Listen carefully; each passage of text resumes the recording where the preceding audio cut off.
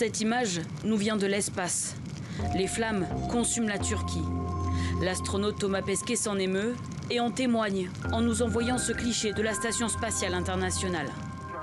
Vous, Barbara Pompili, ministre de la Transition écologique, avez dû vous sentir particulièrement concernée à double titre. Enfant, vous rêviez d'apesanteur et d'espace. Adulte, les pieds sur terre, vous avez pour ambition de protéger la planète et en dites l'urgence. Il faut toujours se le rappeler que le réchauffement climatique est là, qu'on en commence déjà à en voir les conséquences. Bref, on ne peut plus attendre. Originaire du Pas-de-Calais, petite fille de mineur, vos premiers pas en politique, vous les faites au parti Europe Écologie Les Verts, EELV. D'abord comme attaché de presse de Noël Mamère, candidat à la présidentielle en 2002.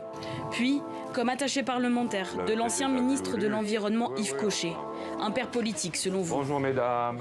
Il vous faudra un peu de temps, mais vous voilà en 2012 député de la Somme. Et consécration, présidente du groupe parlementaire EELV aux côtés de François de Rugy. L'idée, c'est véritablement de montrer l'exemple de notre volonté de parité. Monsieur le Président, Monsieur le Premier ministre. À l'Assemblée, vous condamnez les pesticides, Notre-Dame-des-Landes et la 5G. Mais en 2015, vous claquez la porte de votre parti suite à l'alliance avec le Front de gauche. Je suis écologiste jusqu'au bout des ongles. Non, puisque malheureusement, EELV a échoué à être la maison de tous les écologistes. Votre maison à vous change en 2016. Vous êtes appelé à l'hôtel de Roquelaure, au ministère de la Transition écologique, en tant que secrétaire d'État auprès de Ségolène Royal. C'est alors la fin du mandat de François Hollande. Vous êtes la première membre du gouvernement à apporter ouvertement votre soutien au candidat Emmanuel Macron. Ce sera désormais sous la bannière de La République En Marche que vous serez élu député de la Somme en juin 2017. La voie est tracée, les opportunités feront le reste.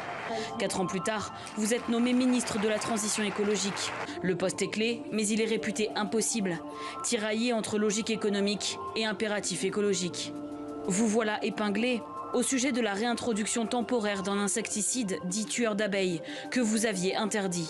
Madame Pompili, on se demande bien ce que le gouvernement vous a promis pour un tel revirement. Barbara Pompili, vous avez porté dernièrement la loi Climat et Résilience, inspirée de la Convention citoyenne. Un texte de près de 300 articles qui porte sur les transports, le logement ou encore la publicité, mais qui a ses détracteurs. Les défenseurs de l'environnement et ceux que l'on appelle la génération climat s'inquiètent toujours que les réponses ne soient pas à la hauteur des enjeux climatiques. Alors qu'à l'approche de l'élection présidentielle, une très large majorité des Français considèrent l'environnement comme une priorité.